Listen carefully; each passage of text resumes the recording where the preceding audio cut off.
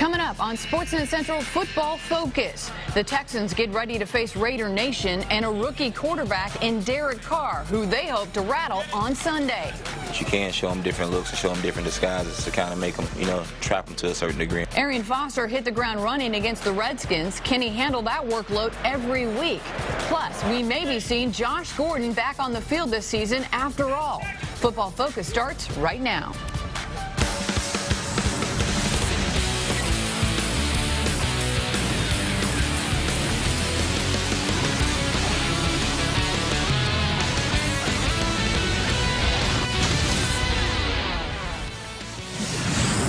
So who would you just throw your arms up in the air if they picked at number one? You were like, oh, come on now. Carr.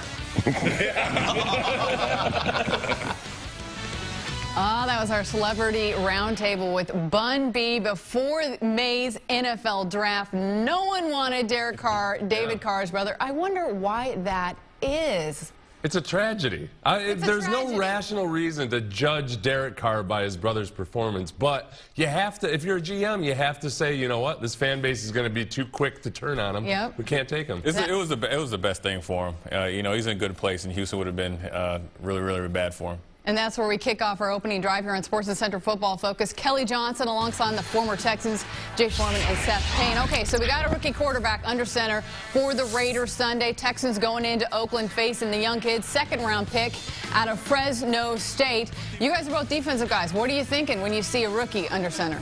Oh, I'm salivating, man. I know you are. You're looking at your chops. Look, I know Seth wants to get the sacks. I'm trying to get an interception, but I think when you have a rookie quarterback, it's an opportune time for a veteran defense, and I think the Texans will take advantage. And I don't think a rookie quarterback has any choice but to think about J.J. Watt, especially pressure up the gut in your face. We saw this with David. You're a young quarterback. When you start getting smacked, it messes up all your timing. I think from a defensive coordinator standpoint, what you do is you treat it like when you're playing your nephew in basketball. You're kind of like, okay, I'm going to take it easy. But then once he gets a layup on you or something, then you turn the hammer down. Second half, you start throwing the blitz at him whenever you need to. That's when you can bring the hammer. Yeah, you got to hit him quick and you got to hit him often because you don't want any confidence, especially in playing against Derek Carr. You want to set the tone. But you can start off playing zone, and then when you need to, when he demonstrates the ability to take you apart in zone, that's when you blitz him. Even Wade Phillips, the former defensive coordinator for the Texans, told me, hey, our game plan changes. We blitz them. We see if they can handle the pressure. Now, Jonathan Joseph, he talked about facing the rookie. Here's what he had to say.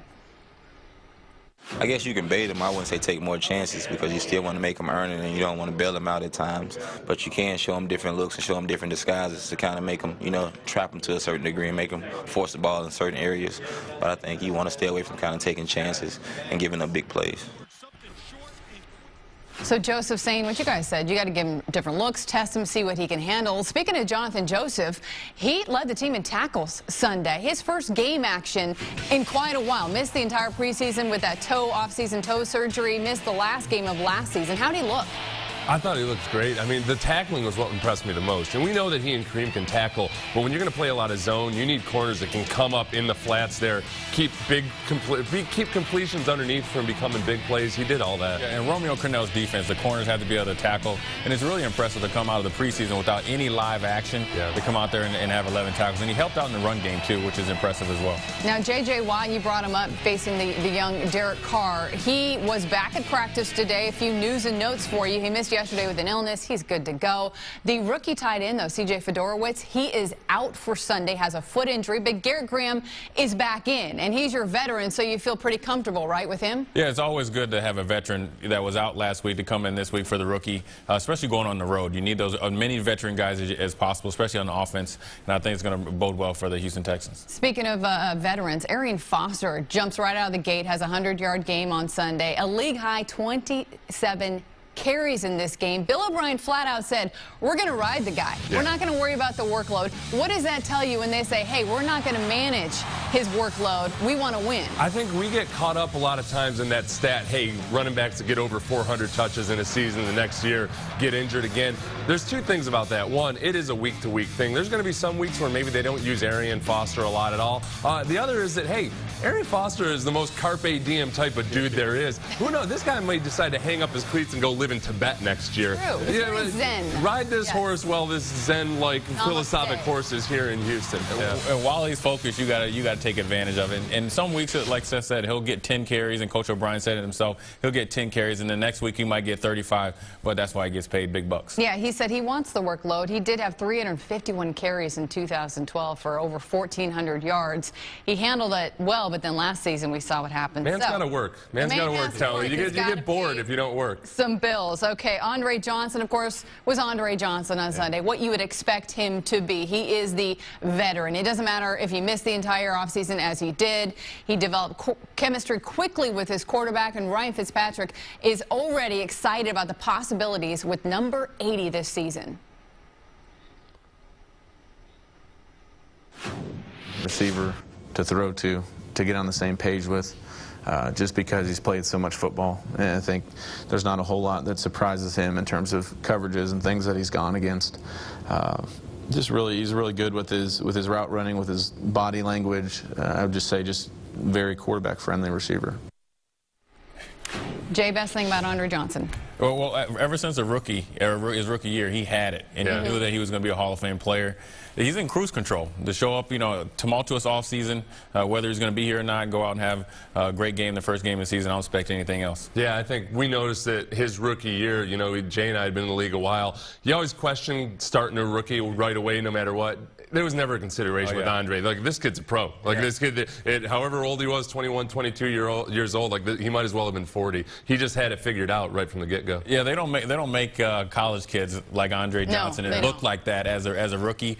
Often big, fast, strong, and smart, and that's what sets him apart. One of the quietest stars in the NFL. You just don't hear from him, which is why the offseason was such a surprise, because all of a sudden he was in the news. But it comes down to winning. He just wants to win, right? And you talk about him being quiet. Bill O'Brien gave him credit today in his press conference as being one of the most intelligent wide receivers he's ever been with, along with Randy Moss and Wes Welker, the guy that can come off to the sideline and give you the scouting report. Because you can only see so much from the eye in the sky and looking up in the booth. You need boots on the ground, and that's what Andre is. He can go out and figure out what they're trying to do to an offense, in one series. The only time he's going to really raise his voice was that Cortland Finnegan is playing against, and then you see another side of Andre. Ah, a little inside action. Yeah, but he deserved it, though, and Andre he's definitely 2-0 against him. So and with Jacoby, there was a little discipline with Jacoby behind the scenes too. Yeah, he wasn't afraid to tell Jacoby when he was messing up. See, this is the kind of information you can get on Football Focus. Now, with 6 receptions Sunday against the Redskins, Andre isn't on pace to match his best season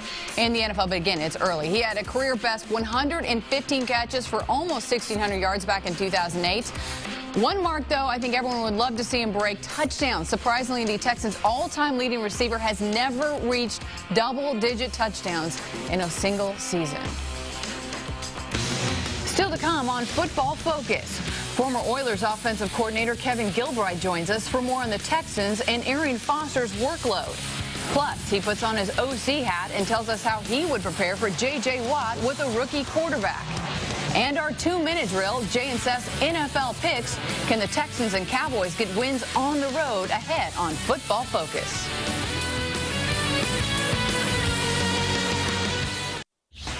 Welcome back to SportsNet Central Football Focus. A developing story now in the NFL. Vikings running back and Texas native Adrian Peterson was indicted in Montgomery County today for reckless negligent injury to a child. The Vikings released a statement saying they're investigating the situation. Now, his attorney, Rusty Hardin, here based in Houston, released a statement as well, saying that Adrian, quote, is a loving father who used his judgment as a parent to discipline his son. Same discipline he experienced as a child. It is important to remember that Adrian never intended to harm his son and deeply regrets the unintentional injury. Montgomery County has issued a warrant for his arrest, which means he will have to turn himself into Texas authorities immediately. That means his status for Sunday's game against the Patriots is in question. Jay Foreman rejoins us. Seth Payne. I'm Kelly Johnson here in studio. Details are still coming out. Reportedly, Adrian Peterson used a belt on his son. I think that there is a debate, long debate with parents now on what is proper punishment, kind of an old school versus new school. Jay, what do you think?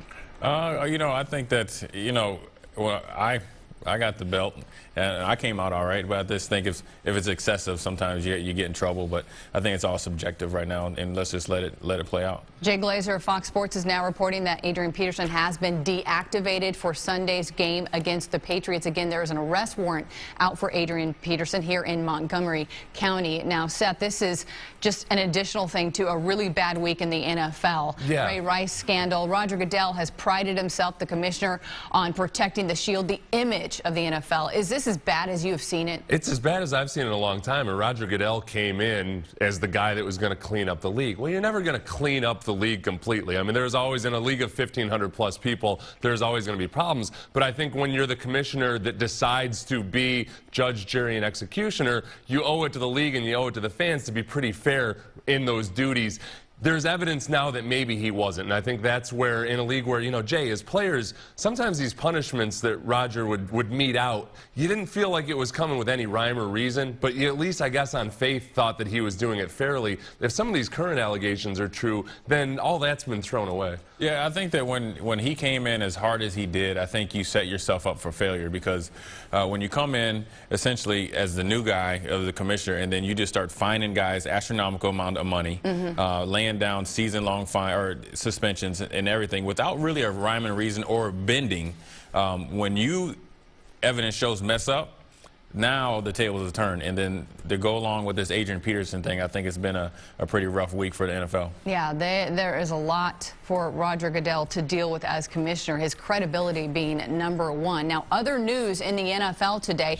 According to ESPN, the NFL and Players Union are close to an agreement on a new drug policy. The testing of HGH at the heart of this, along with penalties, changes to penalties for testing positive for marijuana and other drugs. That means players like Josh Gordon, Wes Welker, Orlando Scandrick could have their suspensions reduced. In terms of Gordon, it could be down to 8 games from a year. Wes Welker could be reinstated immediately. Yeah. Seth, what do you think about this? This is how bad the news has been, that this is good news. You're like, hey, the drug penalties aren't as bad as they used to be. Yeah. This is awesome. The drug deal's about to go down. Hey, for one, yeah, amphetamines as a performance enhancer, I don't know. Hey, when they banned ephedrine, the little mini thins they used to sell in gas stations, I got better because I used to be too hyped up taking that stuff. So that's a wrong. Guys that were taking Adderall, or sometimes guys getting pinched for Adderall when they had a prescription for it, but they didn't tell the league about their updated prescription. It makes sense that that's now a substance of abuse. You don't get suspended for that. Wes Welker would be back. It's a little confusing with Josh Gordon right now based on the timing, whether he would come back. Yeah, the timing when he got busted, but then also with Josh Gordon, when you look at the 2 different samples, I questioned, you know, how is one positive, the other one's negative, and then you just say, okay, we're just going to shut you down for the whole year. I think that is the problem with Roger Goodell right now, past and present, and also in the future. How is he going to really recover from that? Right. Consistency. There is no consistency at this point in time. You've looked at suspensions. Adam Schefter, by the way, reporting that Josh Gordon could get it down to 10 games. But clearly, this drug policy has to be approved, voted on. That is yet to happen. So that still needs to take place. All right, next on Football Focus, Seth and Jay make their NFL picks for Week 2. Who was undefeated in Week 1? Oh, we got some bragging rights coming up.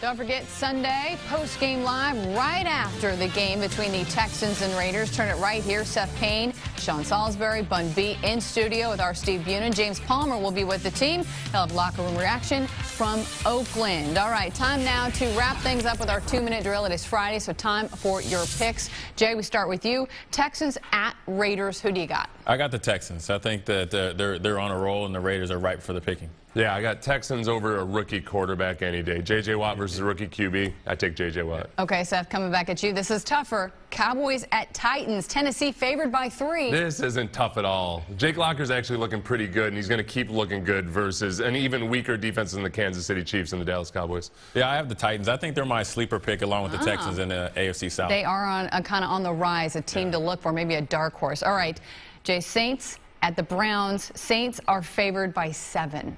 I'm going to go with the Bengals. Or is it the Browns? Saints at the Browns. Saints at the Browns. I got the Saints. I think too much firepower and too much flux on offense over there in Cleveland. I'm going to go the Saints. Saints are angry. And, hey, the Browns defense is, or the Browns offense isn't going to be able to test Rob Ryan's defense to those new safeties. I don't know. Brian Hoyer, he's getting confident there. You know what? He's old, but he's still inexperienced. A couple good quarters. He had a couple good quarters last week. All right. Last we've got, or I should say fourth, we got Falcons at the Bengals. No Jake Matthews in this game. They already lost Sam Baker in the preseason. Who do you have? Hey, last week I was 5-0 because I picked the Falcons, but the Falcons are going down this week. Bengals, I like what Hugh Jackson is doing with Gio Bernard and A.J. Green and all those guys. Sooner or later, I'm going to pick against Seth, but I like the Bengals because they're virtually unbeatable at home, so I like the Bengals. I think you're just trying to catch him in the standings. Yeah. Cincy favored by 5. Eagles at Colts. Jay, who you got? I got the Eagles. I think too much firepower.